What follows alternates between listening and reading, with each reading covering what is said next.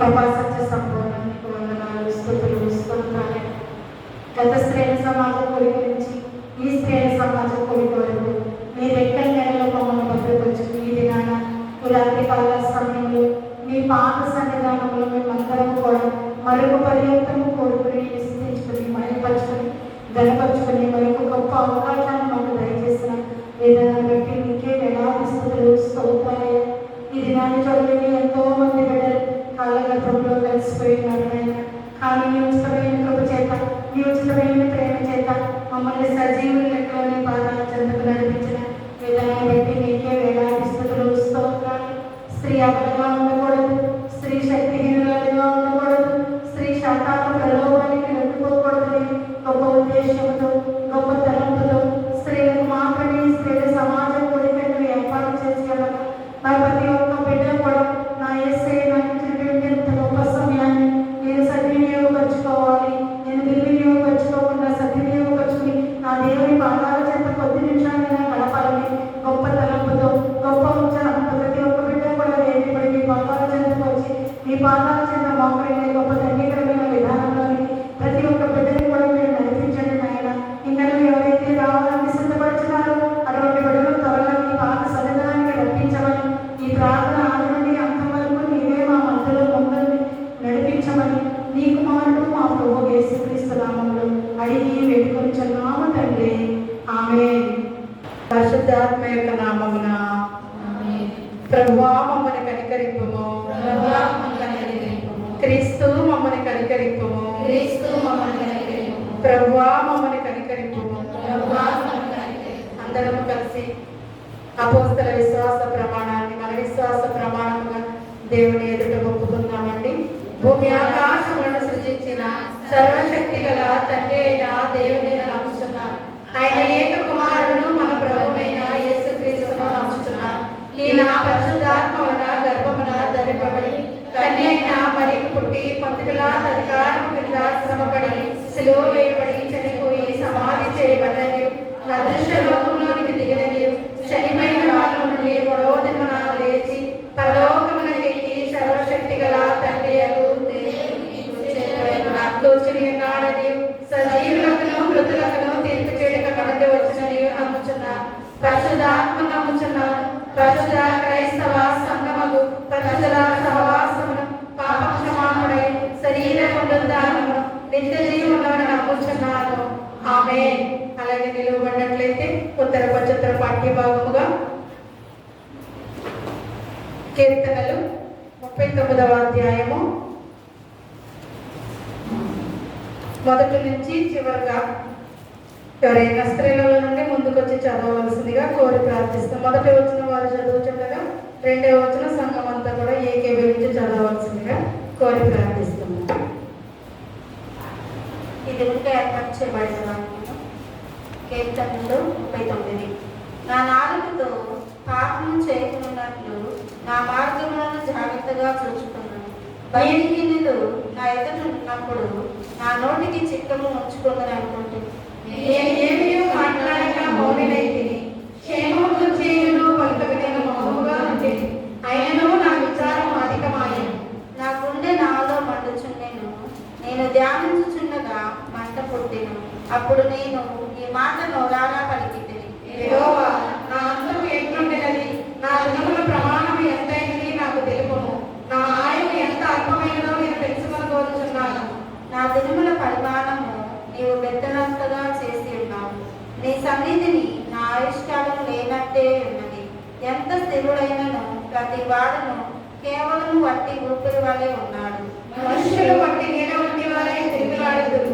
వారు తొందరపడ్డ గాలికి కదా, వారు ధనము పుచ్చుకుందురు కానీ అది ఎవరికి చేసిందో వారికి తెలియదు. ప్రభువా, నేను దేని కొరకు కనిపెట్టుకుందును? నిన్నే నేను నమ్ముకొని ఉన్నాను. నా అతిక్రమములన్నిటి నుండి నన్ను విడిపింపుము. నీచులకు నన్ను నిందాస్పదముగా చేయకుము. దాన్ని చేసినది నీవే గొప్ప.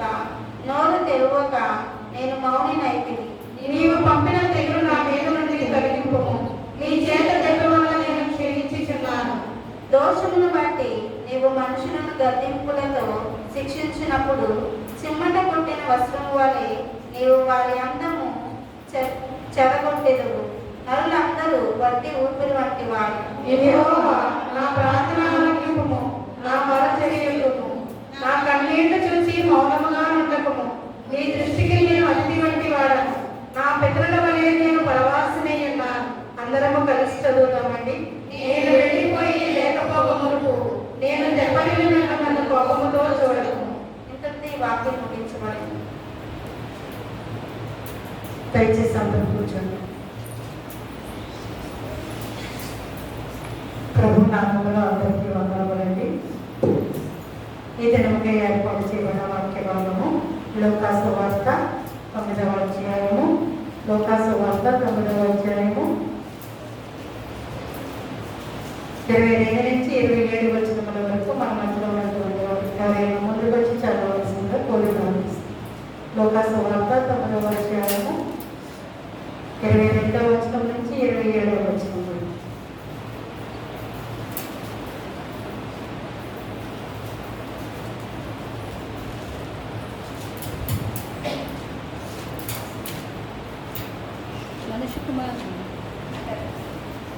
మనిషి కుమారుడు బహుశ్రమలు పొంది పెద్దల చేతను ప్రధాన యాజకుల చేతను శాస్త్రుల చేతను విసర్జింపబడి చంపబడి 3వ దినమున లేచుట అగత్యమని చెప్పారు. మరియు ఆయన అందరితో ఇట్లను, ఎవడని నన్ను వెంబడింపబోయినడలా తను తాను ఉపేక్షించుకొని ప్రతిదినము తన సిలువను ఎత్తుకుని నన్ను వెంబడింపవలేదు. తన ప్రాణమును రక్షించుకోగల వాడు దానిని పోగొట్టుకుని, నా నిమిత్తము తన ప్రాణము పోగొట్టుకుని వాడు దాన్ని రక్షించుకున్నాడు. ఒకడు లోకమందును సంపాదించి తను తాను పోగొట్టుకుని నెడలా లేక నష్టపరుచుకుని నెడలా వానికేమి ప్రయోజనము? నన్ను కూర్చి నా మాటలను కూర్చి సిగ్గుపడువాడు ఎవడో వాడి కూర్చి మనిషి కుమారుడు తనకును తన తండ్రికి పరిశుద్ధ దూతులకును కలిగి ఉన్న మహిమతో వచ్చినప్పుడు సిగ్గుపడును. ఇక్కడ నిలిచి ఉన్న వారిలో కొందరు దేవుని రాజ్యమును చూచు వరకు మరణము రుచి చూడాలని నేను మీతో నిజముగా చెప్పుచున్నానని. వాక్య ధ్యానానికి ముందుగా వాక్యానికి నిమిత్తము ప్రార్థన చేయవారు ప్రార్థనలో ముందుకు నడిపించవలసిందిగా కోరి ప్రార్థిస్తాను. పరిశుద్ధుడు పరిశుద్ధుడు పరిశుద్ధుడు ఇప్పుడు వేవేల భక్తుల చెందిన భక్తుల చెందిన కొనియాడబడుతుంది. నీ బంగారు పదవులు స్తోత్రమై ఎదుగుతుండేనైనా సేవ సమాజ కొడుకులమై గడిచిన వారి మధ్య వరకు మనం ఆశ్చర్యపడబోయే వరకు దేవుని సుఖంగా దాచుకున్నది. దానికి బ్రహ్మాకి స్వరమంతరి నామాన్ని స్మరించి ఉండగా ఎదుగుతుండేనైనా పొందిన బ్రహ్మాన్ని వాక్య భాగాన్ని వెళ్ళిండగా అంటే నీ బిడ్డనైనా నీ పక్షం నిలబడి ఉండగా బ్రహ్మాన్ని శక్తి తగ్గిపోబడి వచ్చినానే ఆయన్ని ఆత్మలతో భరించిన దాని మాటలు మాకునే బయలుపరిచేలాగా సహాయం చేసి నీ ప్రభుత్వాన్ని అడుగుతున్నాం. దేవుని కొందనాన్ని సమయం వేసినది బ్రహ్మాన్ని సమయాన్ని దొరికించుకుని నీకు అవగాహించి అయా సిద్ధపడి మనసును మాకు దయించేది. ఆయన వాక్యాన్ని వెలుగల శక్తి గ్రంథుల మనసును ఆయనకు దయించడం ఆయన మంచి నేల వల్ల ప్రభావాన్ని వాక్యాన్ని ఆయన ఆయన గ్రహించుకుని వాక్యాన్ని సరిగ్గా నడుచుకునే భాగ్యాన్ని శక్తి దయించండి. ఆయనని వెంబడించే భాగ్యాన్ని శక్తిని మౌలించింది. ఆయన నిజముడు ఎత్తుకుని వెంబడించమన్నావు ప్రభావ ఆయన నిత్యం మీ కృపలో దాచి ఆయన వెంబడించే భాగ్యాన్ని శక్తిని దయించబడుతుంది. ఆయన పార్శ్వభాగాలను జ్ఞాపకం చేసుకోవడం మీ పక్షం నిలబడి ఆయన దీవించి ఆశీర్వదించబడానికి శక్తిని దయించి ఆయన పార్శ్వలను దీవించమని ఆశీర్వదించబడుతుంది. ఆయన దీవించి ఆశీర్వదించబడుతుంది.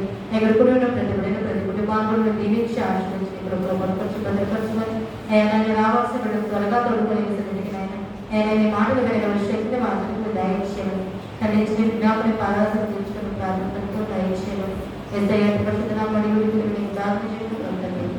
ఆమె చదవబడినటువంటి వాక్య భాగాన్ని మనం చూసినట్లయితే లూకా సువార్త 9వ అధ్యాయము 23వ వచనం మనం ఒకసారి చూసినట్లయితే మరియు ఆయన అందరితో ఇట్లయినను ఎవడైనా నన్ను వెంబడింపగోరిన ఎడల తను తాను ఉపేక్షించుకుని ప్రతిదినము తన శిలువ ఎత్తుకుని నన్ను వెంబడింపవలను. చాలండి.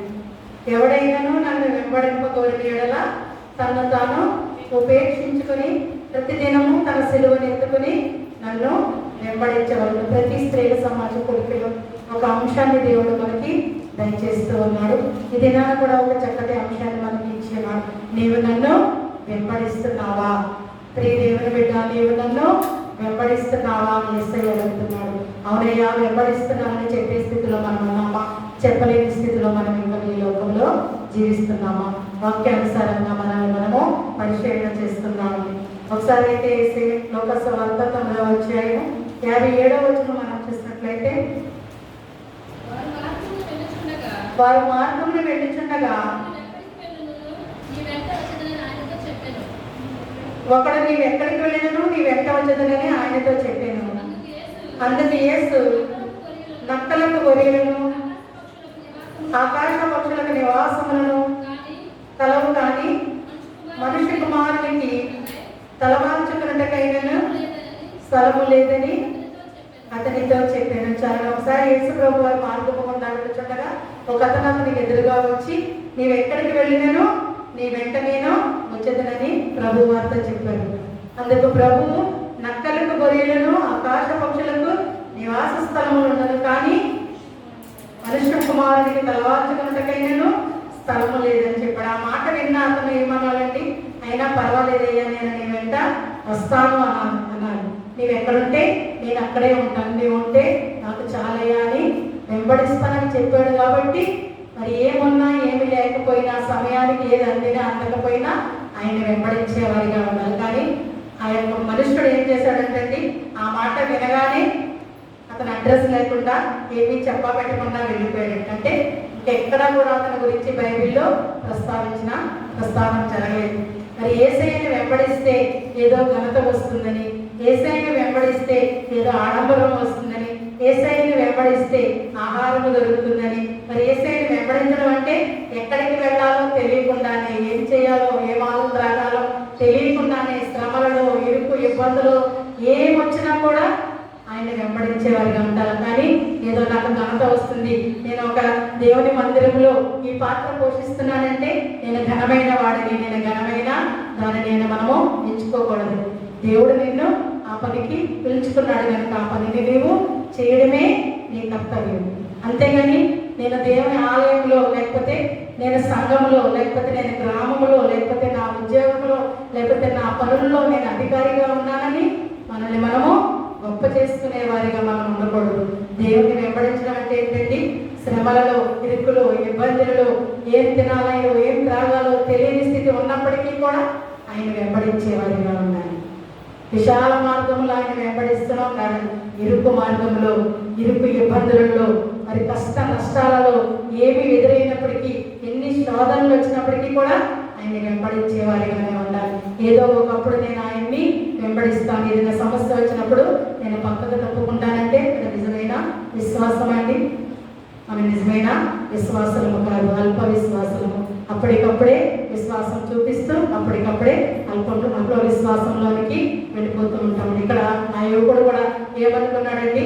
యేసయ్యను వెంబడించాలనుకున్నాడు. కానీ నాకే స్థలం లేదు, నీవు ఎక్కడ ఉంటావో కూడా తెలియదు అని చెప్పినప్పుడు అతను మారు మాట్లాడకుండా వెళ్ళినట్లుగా మనకి వాక్య భాగాలు సెలవిస్తున్నాయి. మరి యేసయ్యను వెంబడించాలంటే మనం ఏం చేయాలో 2 మాటలుగా ఈ దినాన్ని మనం వాక్యాన్ని ధ్యానం చేసుకుందామండి. ఆయన వెంబడించాలంటే ముందుగా మనలో ఏముండాలండి? విశ్వాసం ఉండాలి. దేనితో వెంబడించాలి? మొట్టమొదటిది విశ్వాసముతో వెంబడించాలి. రెండవది సంపూర్ణ సమర్పణతో వెంబడించాలి. ఏది జరిగినా ఏం జరిగినా నేను నా దేవునితోనే ఉంటాను, నా దేవుని నీడలోనే ఉంటాను, నా దేవుని మార్గంలోనే నేను నడుస్తాననే సంపూర్ణ సమర్పణ కలిగిన జీవితంతో మనం ఆయన్ని వెంబడించాలి. మొట్టమొదటిగా మనం చూసినట్లయితే హెబ్రీ పత్రిక 11వ అధ్యాయము 8వ వచనం మనం చూసినట్లయితే, అబ్రహాము పిలువబడినప్పుడు విశ్వాసమును బట్టి ఆ పిలుపునకు లోబడి తాను సాస్యముగా పొందనయ్యున్న ప్రదేశములకు బయలు వెళ్ళెను. మరియు ఎక్కడికి వెళ్ళవలెనో అది ఎరుగక బయలు వెళ్ళెను. చాలా అనేకులు యేసుని వెంబడించడం అంటే కేవలం సంతోష సమయంలో, సుఖాన్ని ఇచ్చే సమయంలో, ఆనందాన్ని ఇచ్చే సమయంలో, భోగభాగ్యాలు కలిగే సమయంలో మాత్రమే అనుకుంటూ ఉంటారు. చాలా అజ్ఞానంతో కూడిన విషయం. ఆనాడు అబ్రహామును దేవుడు పిలిచినప్పుడు ఆయన దేనితో వెంబడించాడండి? ధనము ధాన్యాలతో కాదు. దేనితో వెంబడించాడు? విశ్వాసముతో వెంబడించాడు. నీవు లేచి నీ దేశము నుండి నీ బంధువుల యొద్ద నుండి బయలుదేరి నేను చూపించి దేశములకు వెళ్ళమన్నప్పుడు ఆయన తనకు తగిన సకలమును విడిచిపెట్టాడు.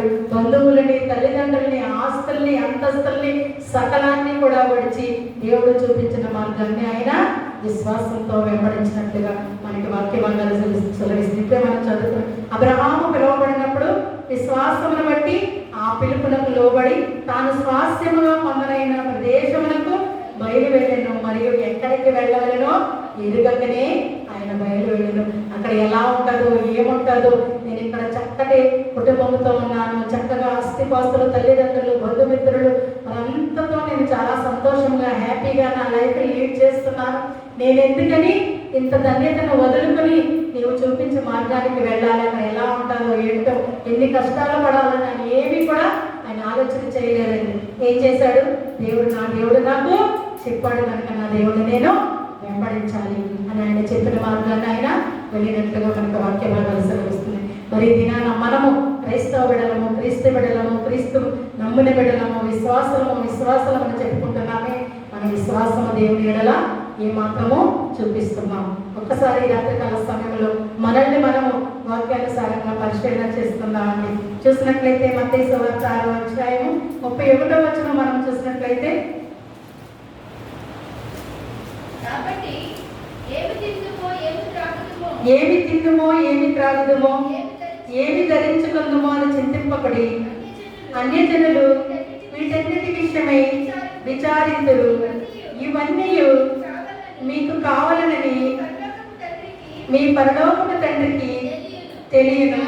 కాబట్టి మీరు ఆయన రాజ్యమును, నీతిని మొదట వెతుకుడి, అప్పుడు అవన్నీ మీకు అనుగ్రహింపబడిను. మనం చూసినట్లయితే దీనికి ముందుగా చదవద్దండి. లూకా సువార్త 9వ అధ్యాయం 59లో మనం చూసినట్లయితే యేసు ప్రభు వారు మరొకతనితో నా వెంట రమ్మని చెప్పాడంట. అతను నేను వెళ్ళి మొదట నా తండ్రిని పాతిపెట్టి వచ్చటకు సెలవిమ్మని అడిగినప్పుడు నన్ను వెంబడించమని ప్రభు యొక్క ఉన్నతమైన పిలుపుకి, విశ్వాసానికి ఆయన లోబడకుండా ఏం చేశాడండి? ముందుగా నేను నా తండ్రి శవాన్ని పాతిపెట్టి వస్తానని చెప్పాడు. అంటే అప్పుడు తండ్రి ఆస్తి ఎవరికి వస్తుందండి? ఇప్పట్లోనే తండ్రి ఆస్తి ఎవరికి వస్తుంది? కుమారుడికే వస్తుంది. అప్పుడు తండ్రి తదనంతరము కుమారుడు దానిని తీసుకుంటారు కనుక ఆ యొక్క తండ్రి కార్యక్రమాల్లో పాల్గొంటే ఆస్తి తనకు వస్తుంది. ఆస్తిని తీసుకుని చక్కగా దాన్ని కూడబెట్టుకుని తరువాత నేను నిన్ను వెంబడిస్తానని చెప్తున్నాడు. అందుకని ఇక్కడ యేసయ్య అంటున్నాడు, ఏమి తిందుమో, ఏమి త్రాగుదమో, ఏమి ధరించుకుందామో అని చింతింపకుడి. అన్యజనులు వీటన్నింటి విషయమే విచారించరు, కానీ ఇవన్నీ మీకు కావాలని మీ పరలోకపు తండ్రికి తెలియదా? కాబట్టి మీరు ఆయన రాజ్యంలో నీతిని మొదట వెతుకుడి, ఆటోమేటిక్గా అన్నీ కూడా మనకి అనుగ్రహింపబడతాయి. మరి ఇక్కడైతే యువకుడు ఏం చేశాడండి? ముందుగా ఈ లోకానుసారమైన ఆస్తులను సమకూర్చుకోవడానికి ప్రయాసపడ్డాడు. తర్వాత దేవుణ్ణి వెంబడిస్తానంటున్నాడు. కానీ దేవుడు అయితే అంటున్నాడు, ముందుగా దేవుని రాజ్యాన్ని, నీతిని వెతకు. ముందుగా మనం దేవుని చిత్తాన్ని అనుసరించి, దేవుని మార్గాన్ని అనుసరించినట్లయితే నీవు నేను కోరుకున్న సమస్తాన్ని తెలియచేయడానికైనా సిద్ధముగా ఉన్నాడు. మరి మనం ఎటువంటి వారిగా ఈ లోకంలో జీవిస్తున్నాం. ఇతడు ప్రభువుని వెంబడించడానికి ఆశపడ్డాడు. కానీ మొదట ఏం చేయాలనుకున్నాడండి? ఆస్తిని, ధనాన్ని తన యొక్క జీవిత బీమాగా, అంటే జీవితానికి ఒక భరోసాగా ఏర్పరచుకుని తర్వాత దేవుణ్ణి వెంబడించాలనుకున్నాడు. కానీ దేవుడు అంటున్నాడు, ముందు నీతిని, రాజ్యాన్ని వెతుకుని తర్వాత మీకు అన్నీ కూడా అనుగ్రహించబడతాయి అంటున్నాడు. వాగ్దానం చేసిన దేవుడు నమ్మదగిన వాడు కనుక. మరి మనం చూసినట్లయితే ఇంకొక అతన్ని కూడా మన ఆ వాక్య భాగాల్లో పిలిచినట్లుగా ఉంది.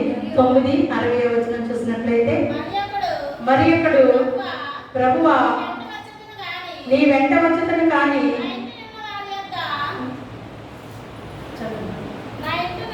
నా ఇంటి ఉన్న వారి యొద్ద మొదట నాకు సెలవిమ్మని అడుగగా యేసు 9:60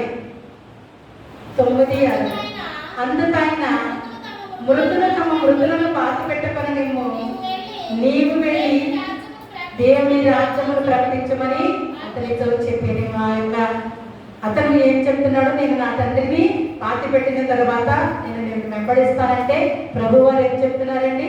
మృతులు తమ మృతులను, అంటే మనల్ని కూడా ఏమని చెప్తాం? విశ్వాసం లేకుండా దేవునికి ఇష్టలేట అసాధ్యము కనుక దేవుని వెంబడించకుండా విశ్వాసం లేకుండా ఉన్నట్లయితే మనము కూడా దేవుని దృష్టిలో ఎలా ఉన్నామండి? మృతమైన వారిని. నా తండ్రి మృతి చెందాడని అతను అనుకుంటున్నాడు, కానీ అతను దేవుని దృష్టిలో ఎలా ఉన్నాడు? మృతునిగా కనిపిస్తున్నాడు. మృతులు తమ మృతులను పాతి పెట్టుకుని నీవు వెళ్ళి దేవుని రాజ్యమును ప్రకటించుమని చెప్తున్నా. అపరాధముల చేతను, దోషముల చేతను చచ్చిన వాడైన మనల్ని ఆయన కృప చేత, మరి ఆయన ప్రేమ చేత, ఆయన ఉచితమైన ప్రేమ చేత నిన్ను నన్ను పాపం అనే ఊరిలో నుంచి ఆయన లేవనెత్తడని మనం గత 2 నెలలుగా 40 రోజులుగా వాక్య ధ్యానాలు విని ఉన్నాం. మరి ఎంతవరకు మనం దేవుణ్ణి వెంబడిస్తున్నాం? నా కొరకే కదా, కేవలం నేను చేసిన పాపంలో నిమిత్తమే కదా, నా పాపంలో నిమిత్తమే కదా, నన్ను పాపం అనే ఊబిలో నుంచి పైకి లేవడానికి కదా, నన్ను రక్షణ మార్గంలో నన్ను నిలువ పెట్టడానికి కదా నా యేసయ్య కలువరి సిలువలో తన ప్రాణాన్ని త్యాగం చేశాడు. మరి నేను ఎంతవరకు ఆయన్ని వెంబడిస్తున్నాను అని ఆలోచన చేస్తున్నామా? లేదా ఏదో ప్రతి సంవత్సరం వస్తున్నటువంటి లెండడేస్ కానీ, ప్రతి సంవత్సరం వచ్చిన పునరుద్ధాన పండుగ కానీ మనము నామమాత్రపు క్రైస్తవులుగా ఆచరిస్తూ ముందుకు మనము వెళ్ళిపోతూ ఈ లోకాన్ని అనుసరిస్తూ ఈ లోకం వెంటనే మనల్ని వెంబడించేవారిగా ఉంటున్నామా? ఈ రాత్రి కాల సమయంలో మనల్ని మనము పరిశీలన చేసుకుందాం. చివరిగా మనం చూసినట్లయితే హెబ్రీ పత్రిక 11వ అధ్యాయం 24వ వచనం మనం చూసినట్లయితే, మోషే పెద్దవాడైనప్పుడు విశ్వాసమును బట్టి ఐగుప్తు ధర్మము కంటే క్రీస్తు విషయమైన ఎంత గొప్ప భాగ్యమని ఎంచుకుని అల్పకాల పాప భోగం అనుభవించడం కంటే దేవుని ప్రజలతో శ్రమ అనుభవించడం మేలని యోచించి పరో కుమార్తె యొక్క కుమారుడనని అనిపించుకొనుటకు ఒప్పుకొనలేదు. ఏలైనగా అతడు ప్రతిఫలముగా కలగబోవు బహుమానమందు దృష్టి ఇచ్చెను. మోషే పుట్టినది యూదుల్లో అయినప్పటికీ కూడా ఆయన పెరిగింది ఎక్కడండి? ఫరో కుమార్తె వద్ద పెరిగాడు. చక్కగా యువరాజుగా ఉన్నాడు, చక్కటి ఆస్తి ఉంది. అదంతా కూడా వ్యర్థము అని ఆయన గ్రహించుకుని ఎవరి యందు దేవుని భోగభాగ్యాలను అనుభవించట కంటే దేవుని ప్రజలతో అనుభవించట శ్రమ మేలని యోచించి ఫరో కుమార్తె కుమారుని అనిపించడం కంటే దేవుని కుమారుడుగా దేవుడిచ్చే ఆజ్ఞను అనుసరించే వ్యక్తిగా దేవుడిచ్చే బహుమానాన్ని పొందుకోవాలని దాని యందు దృష్టి నిలిపి ఎన్నో శ్రమలు 40 సంవత్సరాలైనా గొర్రెలు కాచుకున్నాడు. మరి ఇశ్రాయేలు జనాంగాన్ని మరి కనాను దేశాల నుంచి, ఐగుప్తు దేశం నుంచి కనాను దేశానికి నడిపించడానికి ఆయన ముఖ్యమైన పాత్రను వహించి ఎన్నో ఇబ్బందులు, ఎంతగానో దూషణ వచనాలను ఆయన భరించినప్పటికీ కూడా దేవుడు చూపిన మార్గాన్ని, దేవుని చిత్తాన్ని, దేవుని యొక్క విశ్వాసంతో ముందుకు నడిచి గొప్ప వ్యక్తిగా ఉన్నాడు. మరి ఈ దినాన మనం ఇటువంటి బిడ్డలుగా నడుస్తున్నాం. క్రీస్తు బిడ్డలు మనం అనుకుంటున్నాం. చిన్ననాటి నుంచి కూడా క్రైస్తవ బిడ్డలుగా మేము పెరుగుతున్నాం అనుకుంటున్నాం. మరి క్రైస్తవ బిడ్డగా, మరి నిజమైన క్రైస్తవ బిడ్డగా, విశ్వాసం కలిగిన బిడ్డగా మనం ఈ లోకంలో జీవిస్తున్నామా? లేదా ఇంకనో అవిశ్వాసంతో అపనమ్మకంతోనే ఈ లోకంలో జీవిస్తున్నామా? యేసయ్య అయితే అడుగుతున్నాడు, నీవు నన్ను వెంబడిస్తున్నావా? ప్రియ దేవుని బిడ్డ, నీవు నన్ను వెంబడిస్తున్నావా? నీ రాత్రి కాల సమయంలో యేసయ్య అడుగుతున్నా, వెంబడిస్తున్నానయ్యా అని చెప్పాలంటే మనలో ఏముండాలండి? విశ్వాసం ఉండాలి. అదే మొట్టమొదటిగా దీనితో వెంబడించాలి, విశ్వాసముతో వెంబడించాలి. రెండవదిగా మనం చూసినట్లయితే సంపూర్ణ సమర్పణతో వెంబడించాలి. లూకా సువార్త 9వ అధ్యాయం 61వ వచనం మనం చూసినట్లయితే, ప్రభువా నీ వెంట వచ్చేదని కానీ నా ఇంట ఉన్న వారి యొక్క సెలవు తీసుకుని వచ్చుటకు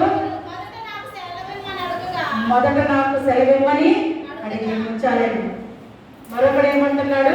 ప్రభువా నేను నీ వెంట వస్తాను, కానీ నా గృహంలో ఉన్న వారు అందరి అనుమతి తీసుకుని అప్పుడు నిన్ను వెంబడిస్తానయ్యా. అంటే ఏ ఒక్కరైనా వద్దంటే మానేస్తామా? ఇంక వెంబడించమా? ఒక్కసారి మనం పరిశీలన చేస్తాం. అనేకులు యేసుని వెంబడిస్తారని అంటున్నారు, కానీ అనేక షరతులు పెడుతున్నారు. మరి నేను కూడా అలాంటి షరతులు పెడుతున్నామా? నా కుటుంబంలో ఇది జరిగితే నేను నిన్ను వెంబడిస్తాను, నా బిడ్డల జీవితాల్లో ఇది జరిగితే నేను నిన్ను వెంబడిస్తాను, నా కుటుంబం ఆశీర్వాదాలు కొట్టి నేను నిన్ను వెంబడిస్తాను. నేను గృహాన్ని కట్టుకుంటే నేను వెంబడిస్తాను. నా కుమార్తె వివాహం అయితే నేను వెంబడిస్తాను. లేదా నా యొక్క కుమారుడికి ఉద్యోగం వస్తే నేను వెంబడిస్తాను. ఇలా షరతులతో కూడినటువంటి నియమాలను మనము కూడా దేవుని ఎంత పెడుతున్నామా? ఇప్పుడు ఆనాటి ఆ మనుషులే కాదు, ఇప్పుడు ఈ కాలంలో మనము కూడా విశ్వాసిని అనుకుంటాం. కానీ ఏం చేస్తున్నామండి? ఏదైనా మేలు జరిగినప్పుడు వస్తాము, చక్కగా నా కుటుంబంలో ఈ మేలు జరిగిందని ఏం చేస్తామండి? ఒక చిన్న సాక్ష్యం చెప్తాము, వీలైతే కానిపిస్తాము, ఇంకా వీలైతే పలహారం పెడతాము. అక్కడితో టాటా బాయ్ బాయ్ ఉంటుంది. మరలా ఏదైనా సమస్య వచ్చినప్పుడు, మరలా ఏదైనా ఇబ్బంది వచ్చినప్పుడు, మరలా ఏదో మా కుటుంబంలో ఏదైనా జరగాలనుకున్నప్పుడు మనకి దేవుడు గుర్తొస్తాడు. ఇది నాన్న ఎంతమంది స్త్రీలు వచ్చామండి? చౌడవరం గ్రామంలో ఇంతేమంది ఉన్నారు స్త్రీలు. అంటే మనకి ఏదైనా జరగాలి, మన జీవితంలో అద్భుతం చేయాలి, అద్భుతం జరగాలన్నా, అద్భుతం చేయాలన్నా మనం ఎవరి దగ్గరికి వస్తామండి? దేవుని దగ్గరికి వస్తాం. అది రాగానే దానికి అదేంటంటారు, ఇచ్చిపుచ్చుకోవడం. అంటే ఆయన మనకి అది ఇచ్చాడు కాబట్టి తిరిగి మనం కూడా ఏదో కృతజ్ఞతగా ఆయనకి ఇచ్చేస్తాం. కానీ ఆయన ఏమంటున్నాడు? సంపూర్ణ సమర్పణ కావాలన్నాడు. నీ జీవితాన్ని, నీ హృదయాన్ని సమర్పించుకోమంటాడు. నీ ఇచ్చి కానుక ఏ పాటిదండి? మన హృదయాన్ని ఆయనకి సమర్పించుకోమంటున్నాడు. ఇక్కడ ఈ అబ్బాయి ఏమంటున్నాడండి? ఇతను ఏమంటున్నాడండి? ప్రభువా నీ వెంట వచ్చేది కానీ నా ఇంటనున్న వారి ఎంత సెలవు తీసుకుని వచ్చేటకు మొదట నాకు సెలవిమ్ము. అంటే కొన్ని షరతులు పెట్టాడు. వారు పంపిస్తే నేను వస్తాను, లేదా నీవు నాకు ఇది ఇస్తే నేను వస్తాను, నాకు ఇది జరిగితే నేను వస్తాను, నీ వెంట నేను అప్పుడు వస్తానయ్యా అంటున్నాడు. కానీ దేవుడైతే అంటున్నాడు, లోకాసు వార్త 14వ అధ్యాయము 26వ వచనం మనం చూసినట్లయితే, లోకాసు వార్త 14వ అధ్యాయం 26వ వచనం,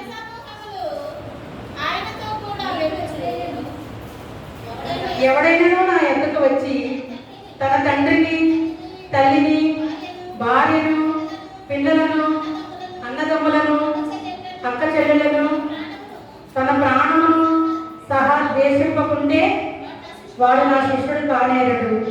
మరియు ఎవడైనాను తన సిలువను మోసుకొని నన్ను వెంబడింపని వాడు నా శిష్యుడు కానేరడు. ఎలా రమ్మంటాడు? నీ పూర్ణ హృదయంతోనూ, నీ పూర్ణ బలముతోనూ, నీ పూర్ణ ఆత్మతోనూ నీ దేవుడైన యెహోవాను ప్రేమించవాలనేది మొదటి ఆజ్ఞ. రెండవ ఆజ్ఞ, నిన్ను వలె నీ పొరుగు వారిని ప్రేమించమన్నాడు. మరి దేవునికి మొదటి స్థానం ఇవ్వకుండా ఇంటి వారికి, మరెవరికైనా, మరి దేనికైనా మనం మన ఇంటి వారికి కానీ, లేదా ఈ లోకానికి కానీ, లేదా ఇంకా దేనికైనా, మన అధికారానికి కానీ, మన పదవికి కానీ, దేనికైనా అధికారం ఇచ్చినట్లయితే, మొట్టమొదటి స్థానం ఇచ్చినట్లయితే మనం దేవుణ్ణి వెంబడించడం లేదు. ఎవరిని వెంబడిస్తున్నాం అంటే?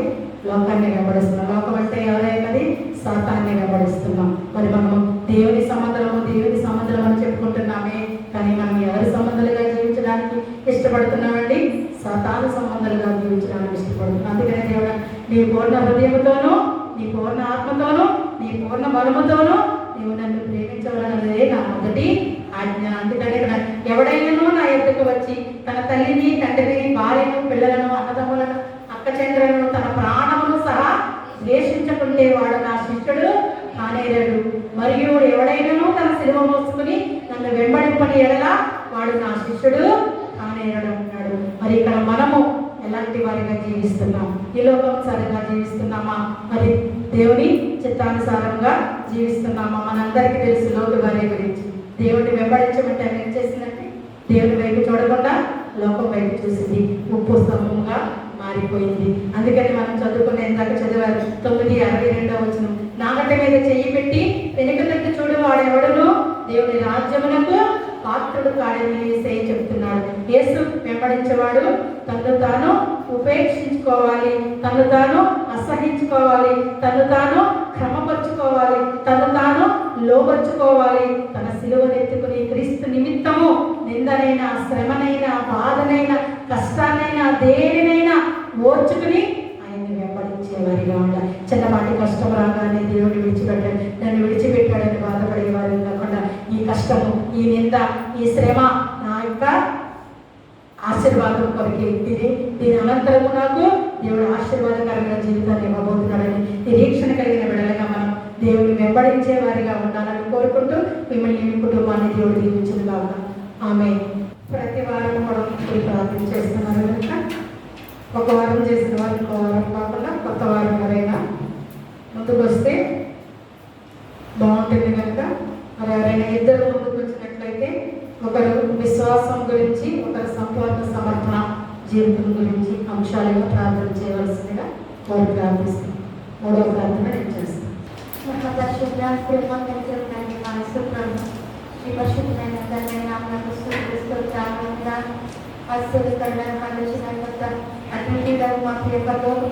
పరిశుద్ధమైన ధర్మమైన నాకు స్తుతులు స్తోత్రాలు వందనాలు చెల్లిస్తున్నాం తండ్రి. ఇదిగో గడిచిన వారం నుండి ఈ వారం వరకు మమ్మల్ని కాచి కాపాడి మరొక అన్నైనా గురువారం మీ అందరూ స్త్రీలుగా కూడి మీ నామముని కనపరిచే కృపనిచ్చినందుకు నైనా హృదయపూర్వకమైన స్థుతులు వందనాలు చెల్లిస్తున్నాం పరమ తండ్రి. నైనా నీ పరిశుద్ధ నామం నాకు మహిమ ఘనత ప్రభావాలు ఆరోపిస్తున్నాము తండ్రి. ఇంకో ఎంత గొప్ప భాగ్యము నైనా ప్రభా, నైనా స్త్రీలమైన మాకు ఇచ్చారు ప్రభా, నైనా మమ్మల్ని ప్రేమించిన తండ్రి వినైనా ప్రభా. ఇదిగో అలనాటి దినాల్లో ప్రభా మగ్దలేని మరియాను నైనా ప్రభా నైనా ఎంతైనా ప్రేమించిన దేవుడు నైనా మార్తా మరియాను ప్రేమించిన దేవుడు నైనా ఈనాడు ఈ దినాల్లో కూడా మమ్మల్ని ప్రేమిస్తున్నావు తండ్రి. నైనా అది గ్రహించక నైనా మేము నైనా లోకంలో తిరుగుతుంటే మమ్మల్ని క్షమించండి ప్రభా. నీ ప్రేమ ఎంతో నైనా ముఖ్యమైనది ప్రభా. నైనా ఈ లోకంలో ఉన్న వాటి కంటే నైనా నీ ప్రేమ ఎంతో గొప్పది నైనా. ఇదిగో ఇంతవరకు నీ ప్రికుమార్తె నైనా పాష్టంగా నిలబెట్టుకొని నీ వాక్కులు మాకు వినిపింప చేశారు. నీకు స్తోత్రాలు ప్రభా. ఇదిగో నీ వాక్కుల ద్వారా మిమ్మల్ని మరొకసారి నేను బలపరిచినందుకు హృదయపూర్వక వందనాలు చెల్లిస్తున్నాం తండ్రి. వచ్చిన ప్రతి బిడ్డను పేరు మీరు దీవించండి నైనా. నేను ఎటువంటి బాధలను ఇబ్బందులు వచ్చినారు మాకైతే తెలియదు. హృదయంతరంగా లేచిన దేవుడు కనుక నైనా హృదయాలను తట్టి నైనా ప్రభా ఆదరణ దయచేయండి ప్రభా. నెమ్మదినివ్వండి ప్రభా, సమాధానాన్ని ఇవ్వండి ప్రభా. నీ సన్నిధిలోని సంపూర్ణ సమాధానం కదా, నీ సన్నిధిలోని సంపూర్ణ నెమ్మది కాబట్టి ప్రభా. నీ అన్ని సన్నిధికి వచ్చిన నీ పాదాల దగ్గర నేను కన్నీరు విడుస్తున్నాను ప్రభా. రోధిస్తున్న బిడ్డలు మీరు దర్శించండి ప్రభా. హృదయ భారం తీర్చండి ప్రభా. నెమ్మదిని సంతోషంగా నింపండి ప్రభా. నైనా ప్రభా కలిగిన మార్పు పాఠం గారిని బట్టి ప్రార్థిస్తున్నాము. ఇంతవరకు నేను చక్కని వాక్కులు నైనా నీకు మార్పు ద్వారా మాకు వినిపింప చేసినందుకు వందనాలు. నీకు పాస్టర్ గారిని ఎంతో ఆశీర్వదించండి. నేను చక్కని ఆరోగ్యపర శక్తులు దయచేయండి ప్రభా. పాస్టర్ గారు దీవించండి, నేను కుమార్ని దీవించండి ప్రభా. ఇంకో చక్కని నైనా ప్రభా స్థిరమైన ఉద్యోగంలో నీ కుమార్ని నిలబెట్టండి ప్రభా. ఇంకో నైనా మరియు సంఘం అంతా కాయించుండగా నీ దాసుల కుటుంబానికి కావాల్సిన జ్ఞానాన్ని ఇవ్వండి ప్రభా. నేను ఇంకా బలపరచండి ప్రభా. నేను అనేకమైన మేలులతో నింపండి ప్రభా. అలాగే నేను మనకు నూతన కట్టిన విషయంలో కూడా మీ కార్యం జరిగించండి ప్రభా. నేను ప్రభా గ్రామం అంతా ఏకదాటి మీద ఒక్క మాటతో నేను ఇంకో చక్కని సుందరమైన దేవాలయం కట్టుకోవడానికి నీ కృప దయచేయండి. నేను ఆటంక దూరంగా ఉన్న ప్రతి క్రియలు నడిపరిచి ప్రభా. నేను ఇంకో నేను ప్రతి వారికి సమాధానంతో నేను చక్కని నేను నూతన మందిరం కట్టబడడానికి నీ కృప మాపై దయచేయమని ప్రార్థిస్తూ మరొకసారి నేను కూడి వచ్చిన ప్రతి పేరుపేరున దీవించి ఆశీర్వదించమని ప్రార్థిస్తూ మా ప్రభువును మీ కుమారుడైన యేసుక్రీస్తు వారి నామమున అతి వినయంతో బ్రతిమలాడి వేడుకుంటున్నాం పరమ తండ్రి. ఆమేన్. రెండవ వారు సంపూర్ణ సమర్పణ జీవితం గురించి ప్రార్థన చేయవలసిందిగా కోరుతున్నాను. అత్యంత కృపగలవాడ దేవా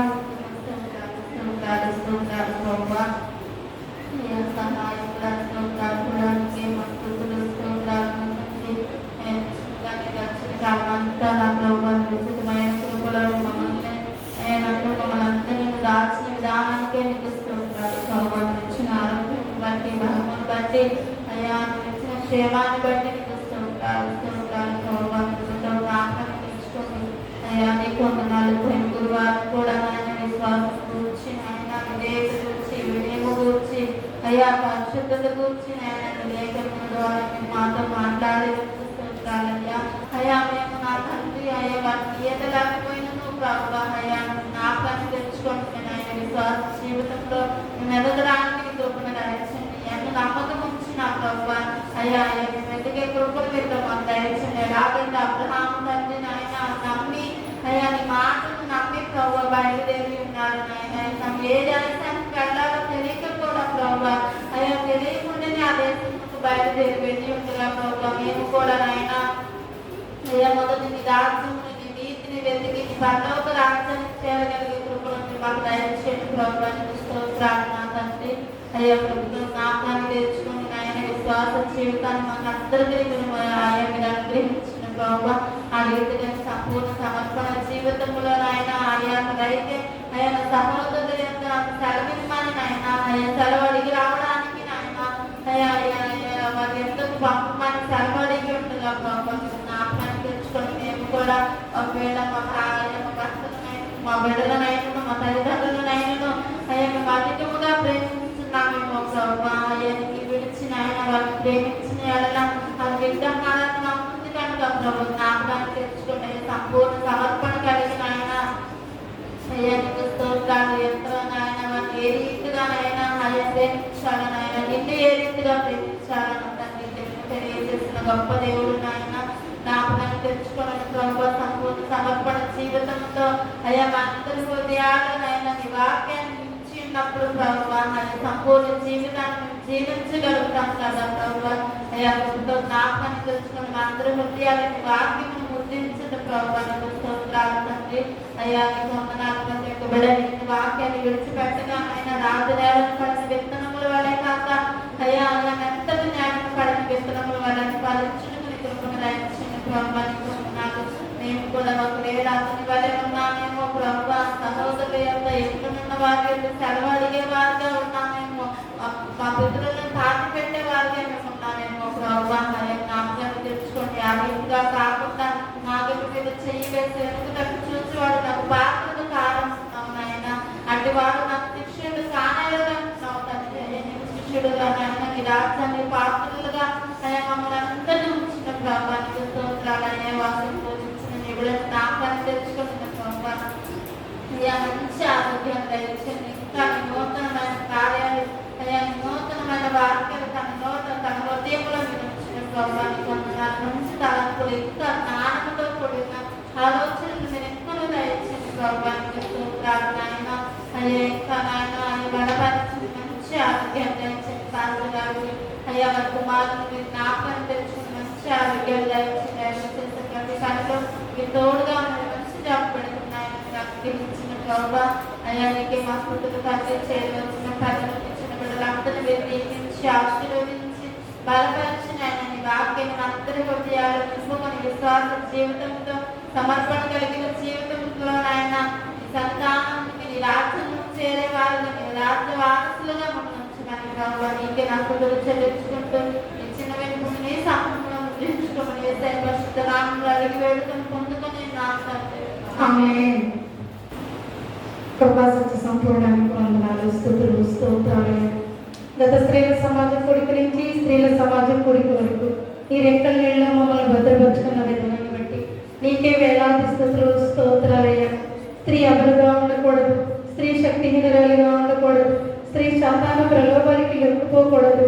జ్ఞానము కలిగిన స్త్రీ వరే తన జ్ఞాన కుటుంబాన్ని మరి కట్టుకోవాలనే గొప్ప ఉద్దేశంతో గొప్పతనము దీనిలో జ్ఞానము కాదు కానీ నీ జ్ఞానాన్ని మాకు దయచేయడం మాకు మాత్రమే ఈ స్త్రీల సమాజ కోరిక నువ్వు ఏర్పాటు చేసి ఉండగా మరి నీ జ్ఞానాన్ని మేము పెంపొందించుకోవడానికి ఎంతవరకు ప్రయాసపడుతున్నాము నాయన, ఎంతవరకు మా సమయాన్ని సద్వినియోగపరుచుకుంటున్నాము నాయన. మరొకసారి పరిశీలన చేసుకోవడానికి మరొక గొప్ప సమయాన్ని మాకు దయచేసినందుకు నీకే వేలాది స్తుతులు, స్తోత్రాలు. ప్రతి స్త్రీల సమాజ కూడికలో ఒక చక్కటి ప్రశ్నతో కూడినటువంటి అంశాన్ని మాకు దయచేస్తూ ఉన్నాము నాయన.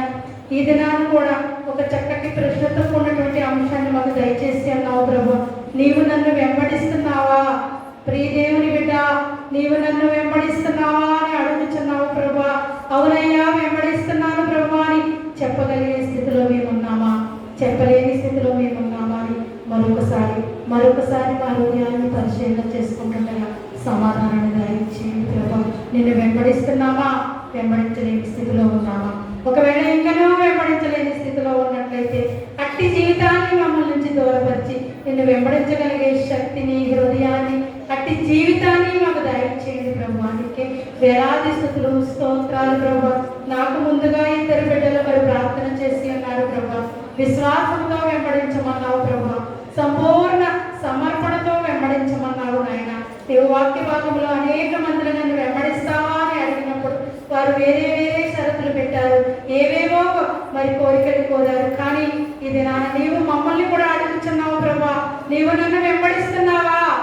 మరి మేము వెంబడిస్తున్నామయ్యా అని ఏమని చెప్తున్నాము, మేము కూడా వారికి వలె సాకులు చెప్తూ షరతులు పెడుతూ మరి నీకు దూరముగా నడుస్తూ లోకాన్ని వెంబడిస్తూ ఉన్నాము. ఇది నాన్న ఈ రాత్రికాల సమయంలో నీ పాద సన్నిధానము మోకరైన ప్రతి ఒక్క బిడ్డ కూడా వారి హృదయాన్ని దేవారు చూస్తుండగా సమాధానాన్ని దయచేయండి ప్రభా, సమాధానాన్ని దయచేయండి ప్రభా. మేము ఇంకా వారి వలె నిన్ను వెంబడించలేని స్థితిలో, షాకులు చెప్పే స్థితిలో, సరతులు వివరించే స్థితిలో ఉన్నట్లయితే అట్టి స్థితి నుండి మమ్మల్ని పైకి లేవనెత్తండి ప్రభా. నిన్ను వెంబడించే స్థితిలోనికి, నిన్ను వెంబడించే జీవితంలోనికి, నిన్ను వెంబడించే శక్తిని మాకు దయచేయండి ప్రభా. అట్టి హృదయాన్ని మాకు దయచేయండి నాయన. నీకే వేలాది స్థుతులు స్తోత్రాలు ప్రభా. విశ్వాసంతో వెంబడించమన్నావు, సంపూర్ణ సమర్పణ జీవితాన్ని కలిగి ఉండమన్నావు ప్రభా. అట్టి జీవితాన్ని మేము పెంపొందించుకోవడానికి నీ కృపను, నీ శక్తిని, నీ ధైర్యాన్ని మాకు దయచేయండి నాయన. నీకే వేలాది స్థుతులు స్తోత్రాలు. మా చౌడవరం గ్రామాన్ని దీవించండి నాయన. మా గ్రామంలో ఉన్న ప్రతి ఒక్క కుటుంబాన్ని, ప్రతి ఒక్క కుటుంబంలో ఉన్న ప్రతి ఒక్క బిడ్డను పేరు పేరు చెప్పినా మీరు ఆశీర్వదించండి అయ్యా. ప్రతి కుటుంబంలోనూ ఎలాంటి శాతాలు శోధనలు లేకుండా మీ ఆత్మతోను వెలుగుతో మీరు నింపండి నాయన. మరి అలాగే మరి ఇక్కడ ఎండలు విపరీతంగా ఉన్నాయి నాయన. చిన్నవారు కానీ, పెద్దవారు కానీ, మధ్య వయస్సులు కానీ, యుక్త వయస్సులు కానీ ఎవరైనా అనారోగ్యంతో బాధపడుతూ ఉన్నట్లయితే రాత్రికాల సమయంలో మీరు ముట్టండి, స్వస్థపరచండి. నా యేసయ్య నాకు సంపూర్ణ స్వస్థతనిచ్చాడని నీ సన్నిధిలో నీ సాక్షిగా ఉన్నానికి నీ కృపను దయచేయండి. అలాగే మా గ్రామం నుండి ఉద్యోగాల నిమిత్తము, పనుల నిమిత్తము, స్కూళ్ళ నిమిత్తము, కాలేజీల నిమిత్తము, ఇతరితర పనుల నిమిత్తము ఎవరైతే గృహాన్ని విడిచి మరి వారి వారి ప్రాంతాలకు ప్రయాణమై వెళుతున్నారో ఆ ప్రయాణం అంతా కూడా నీ రెక్కల నీడలో భద్రపరచుకోండి. ఎండ దెబ్బ వల్ల ఎలాంటి ప్రమాదాలకు లోను కాకుండా క్షేమకరమైన ప్రయాణాన్ని విడలకు దయచేసి తిరిగి మరలా వారి గృహానికి వచ్చే పర్యంతం నీవే నీ రెక్కల నీడలో భద్రపరచుకోండి అయ్యా. మరి కాంపిటేటివ్ ఎగ్జామ్స్ జరిగినాయి. మరి చిన్న బిడ్డలు మరి చివరి ఎగ్జామ్స్, యాన్యువల్ ఎగ్జామ్స్ కూడా కొన్ని స్కూల్లో అయిపోయినాయి, కొన్ని స్కూల్లో ఇంకా రాస్తూ ఉన్నారు నాయన. సంవత్సరం అంతా కూడా చదివినది జ్ఞాపకం ఉంచుకొని చక్కగా ఎగ్జామ్స్ రాసి మరి నెక్స్ట్ తరగతికి ప్రమోట్ అవ్వడానికి నీ కృపను బిడ్డలకు దయచేయండి ప్రభు. మరి అలాగే కాలేజీకి వెళుతున్న బిడ్డలు జ్ఞాపకం చేసుకోండి. అలాగే హాస్టల్లో ఉంటున్న బిడ్డలు జ్ఞాపకం చేసుకోండి. అలాగే పీజీల్లో ఉద్యోగాల నిమిత్తము, మరి ట్రైనింగ్ల నిమిత్తము, కోచింగ్ నిమిత్తము ఎవరైతే ఉంటున్నారో మరి ఎండ దెబ్బ తగలకుండా రాకపోకల్లో నీ రెక్కల నీడలో భద్రపరుచుకుని వారు దేని నిమిత్తం అయితే వెళ్ళారో దానిని క్రమంగాను మర్యాదగాను నేర్చుకుని చక్కటి విజయవంతంలో ముందుకు నడవడానికి నీ కృపలో బిడ్డల ముందు నడిపించండి నాయన. నీకే వేలాది స్తుతులు స్తోత్రాలయ్య. మా స్త్రీల సమాజాన్ని మీరు ఇంకా 30ంతలుగా 60ంతలుగా 100ంతలుగా ఫలింపచేయండి ప్రభు. మరి అలాగే ఉమెన్స్ సండే మేము జరుపుకోవాలని ఆశపడు ప్రాణాన్ని తృప్తిపరుస్తానని సెలవిచ్చినటువంటి గొప్ప దేవ, మరి ఆ యొక్క సండేను చక్కగా నీ నామని మహిమకరంగాను మర్యాదగాను జరిగించుకోవడానికి నీ బిడ్డలందరినీ కూడా మరి ప్రేరేపణ చేసి చక్కటి నడిపింపులో ముందుకు నడవడానికి నీ కృపను దయచేయండి ప్రభు. వచ్చిన బిడ్డలందరినీ నీవు దీవించండి. రాలేక ఇంటి వద్దనే ఉన్న బిడ్డల్ని కూడా నీవు దీవించండి నాయన. నీ చిత్తమైతే నీ కృప ఉంటే వచ్చే సేవ సమాజకుడు ప్రతి ఒక్క బిడ్డ కూడా నీ పాద సన్నిధానానికి రప్పించమని నీ కుమారుడు మా ప్రభు యేసుక్రీస్తు నామములో అడిగి వేడుకొనిచున్నాము తండ్రి, ఆమేన్. పరలోకమందున్న మా తండ్రి, నీ నామం పరిశుద్ధపరచబడును గాక.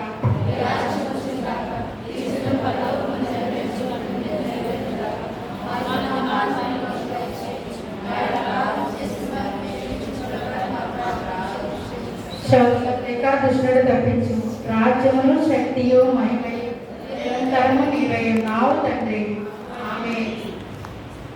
దేవ కావమే రాత్రి మమ్ములను నీవే నేడు కాచినావు, నీకు స్తోత్రములు. ఆపధర్మములు అంటకుండను కాపుగాచి మంచి నిద్ర కలుగజేయుమి. పండియుండగా పాము తేరులను గండములను తొలగ చేసి కాయుమో ప్రభు. దుష్ట స్వప్నములు దొంగ భయమును కష్టములను తొలగ చేసి కాయుమో ప్రభు. దేవతావమే రాత్రి మమ్ములను నీవే నేడు కాచినావు, నీకు స్తోత్రాలు.